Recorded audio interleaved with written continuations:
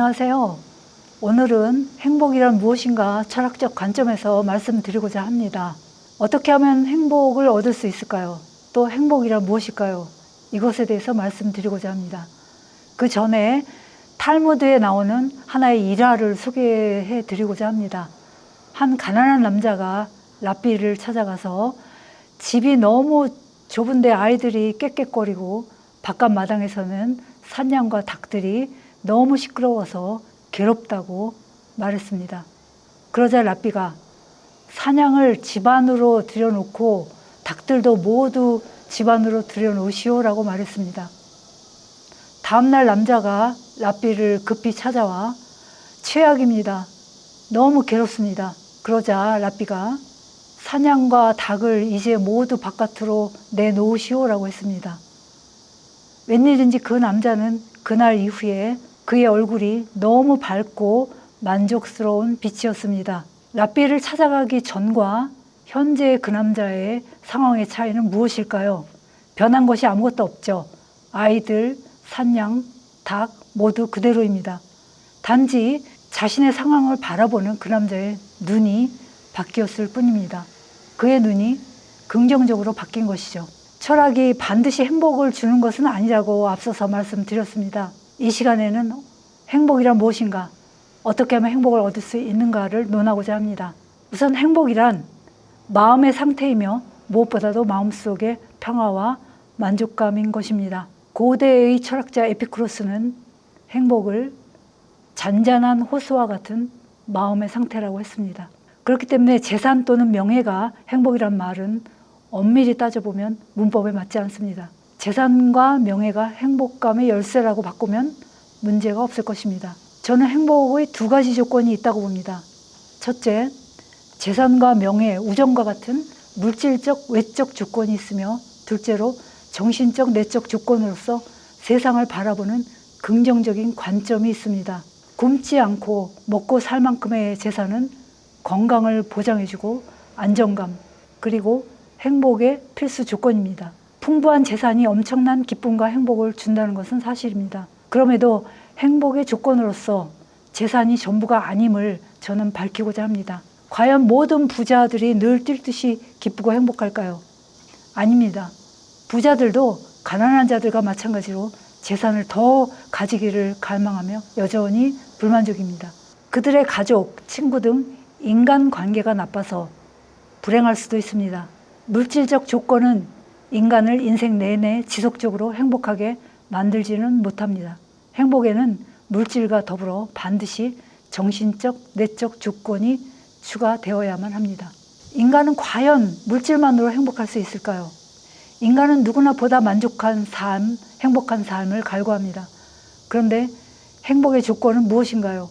많은 사람들이 재산이 넉넉하여 원하는 것을 모두 가질 수 있다면 행복할 수 있다고 믿습니다. 실제로 대다수의 사람들이 돈을 벌기 위해 쉬지 않고 일하며 돈을 모으기에 악착같이 절약하고 저축합니다. 만일 재산이 지금 가진 것의 2배가 된다면 나는 분명히 커다란 만족감과 행복감을 느낄 것입니다. 그런데 문제는 행복감의 지속성입니다. 재산이 2배가 되어 느끼는 행복감은 얼마나 지속될 것인가요? 개개인의 차이가 있지만 그 행복감은 며칠에서 몇 개월 안에 사라지고 시들해질 것입니다. 엄청난 액수의 복권에 당첨된 사람들의 이야기가 그 증거입니다. 그중 한 사람인 미국인 휘테커는 몇 년 안에 어마어마한 당첨금을 모두 날리고 빚더미 위에 올라앉았고 결국 거지가 되었다고 합니다. 순수히 재산을 통해서만 행복감을 느끼려면 나는 계속해서 많은, 즉 만족할 만한 재산을 모아야 합니다. 보다 많은 월급을 타든가 복권에 당첨되어야 하며, 보다 많은 월급을 타기 위해서는 직장을 옮겨야 할지도 모릅니다. 그리고 사회 전체의 경제적 조건도 180도로 바뀌어야 합니다. 한마디로 세상이 현재와는 전혀 다른 세상으로 바뀌어야 합니다. 3개월마다 세상이 전혀 다른 세상으로 바뀌어야만 재산을 통한 행복이 실현 가능한 것입니다. 그러므로 재산 증식을 통한 행복은 실현하기 어려운 꿈입니다. 재산 이외의 그 밖의 다른 조건들, 인간 보편적인 행복의 조건들, 사랑, 명예, 지위 등도 마찬가지입니다. 진정한 행복은 마음속에서 주관적으로 느끼는 평안과 만족감입니다. 객관적 조건이 아무리 좋더라도 당사자가 불만족스러워 한다면 그는 행복하지 않은 것입니다. 예를 들어서 저는 백만장자이고 사람들이 말합니다. 당신은 정말 행복합니다. 그러나 저는 행복하지 않고 행복을 느낄 수 없습니다. 내가 가진 많은 돈을 어떻게 보관하고 관리할 것인가? 혹시 사기당하지 않을까? 도둑이 들어오지 않을까? 사람들이 나에게 접근하는 것은 진심 어린 관심이 아니라 순전히 돈 때문인 것은 아닐까? 늘 근심 속에 휩싸여 있습니다. 그렇다면 나는 행복하지 않은 것입니다. 차라리 가난뱅이가 더 행복할 수도 있습니다. 4월 동안 라면밖에 먹지 못했는데 오늘 10만 원의 수입이 있었다. 그는 펄쩍 뛰면서 좋아합니다. 행복하다. 그런데 다른 사람들이 당신은 불행합니다 라고 말합니다. 그래도 그는 진정으로 행복한 것입니다. 행복을 이분법으로 분류하자면 객관적인 행복과 주관적인 행복이 있습니다. 객관적인 행복이란 문법적으로 아무런 문제가 없지만 의미가 없는 말입니다. 행복은 주관적일 수밖에 없기 때문입니다. 행복은 본래 사람의 마음속의 느낌입니다. 사람의 마음속의 평화와 만족감이 바로 행복입니다.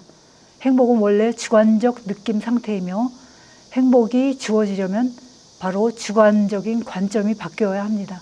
참고로 심리학자 네틀의 말을 들어보겠습니다. 네틀은 행복을 3단계로 분류합니다. 주관적인 만족감과 자신이 행복하다는 판단, 그리고 가치 있는 일의 성취 및 자기 실현 상태로 분류합니다. 즉, 단기적인 느낌의 행복과 판단으로서의 행복, 그리고 그 외에 스스로 선택한 자기 실현의 삶을 행복이라고 봅니다. 심리학자 네틀에 따르면 인간의 만족, 불만족, 행복에 대한 느낌과 판단에서 언제나 우리는 계산의 오류와 착각을 하곤 한다고 합니다. 우리 마음 안에 있는 행복 프로그램과 시스템은 만족과 불만족의 양을 정확히 객관적으로 측정하는 저울이 아닌 것입니다. 자신이 행복한지 판단하기 전에 과거의 긍정적인 사건을 생각할 경우와 과거의 부정적인 사건을 생각할 경우 각각 행복에 대한 판단이 다르게 주어집니다. 과거의 부정적 사건은 행복감의 플러스가 되지만 과거의 긍정적 사건은 행복감의 마이너스가 됩니다. 그런데 여기서 특이한 점은 오래되지 않은 과거, 즉 최근의 긍정적 사건은 반대로 행복감을 높이고 반대로 최근의 부정적 사건은 행복감을 감소시킨다는 것입니다. 우리 마음 안에 있는 행복 프로그램과 시스템은 본래 행복의 지속적 추구를 유도하며 결정적인 만족으로 자족하는 것이 아니라 언제나 더 큰 만족을 추구하게 만듭니다. 이러한 네틀의 관점에서 보면 우리는 결과적으로 주어지는 행 불행감에 초점을 맞춰야 합니다. 우리는 네틀의 실험 결과를 응용하여 과거의 부정적 사건과 최근의 긍정적 사건을 의식적으로 떠올리는 방법을 통해서 결과적으로 행복감의 양을 높일 수 있습니다. 착각과 계산 오류로 인한 행복감이라도 정확한 계산에 따른 불행감보다 오히려 가치가 있다고 봅니다. 스피노자에 따르면 쾌활함은 항상 선하다. 그렇지만 우울함은 항상 나쁘다고 합니다. 네틀에 따르면 우리 안에는 행복 유전자가 있어서 OHTT라는 유전자가 있다면 과민함과 내향성, 즉 불행을 초래합니다. 즉 본래적으로 불행감을 타고난 사람들이 있다는 것입니다. 이는 성격이 운명이며 성격에 따라 행불행이 갈라진다는 쇼펜하우어의 말을 연상시킵니다. 쇼펜하우어는 성격이 운명과 같으며 명랑한 성격이 일종의 행복한 성격으로서 축복이 되는 반면에 우울한 성격은 그 반대라고 봅니다. 한 사람의 행불행은 바뀌기 힘든 요인의 지배를 받는다는 것입니다. 그렇지만 제가 보기에 우리는 본래 가진 어두운 마음 렌즈라도 계속해서 맑게 닦아내도록 시도해야 합니다. 그래야 어두운 마음 렌즈가 더욱더 깜깜해지지 않게 됩니다. 행복감은 외적 객관적 조건과 상황뿐만 아니라 상황과 세계와 나를 바라보는 주관적인 관점과 사고방식에 달려 있습니다. 행복은 상황과 조건뿐만 아니라 내면의 자세에서 더 많이 생기는 것입니다. 가진 것에 감사하고 조그만 것에 감사하고 만족할 수 있다면 그런 자세는 곧바로 행복으로 이어집니다. 전 재산 10만 원 가진 사람도 지극히 행복하다면 100만 원, 1000만 원 가진 사람은 얼마나 행복할 것입니까? 그것은 이루 말할 수도 없습니다. 내가 지금 가진 것으로도 얼마든지 행복할 수 있습니다. 심지어 인생의 극한 상황에서도 행복감이 가능합니다. 요약하자면 행복은 외적 객관적 조건보다는 주로 주관적인 눈과 관점에서 비롯됩니다.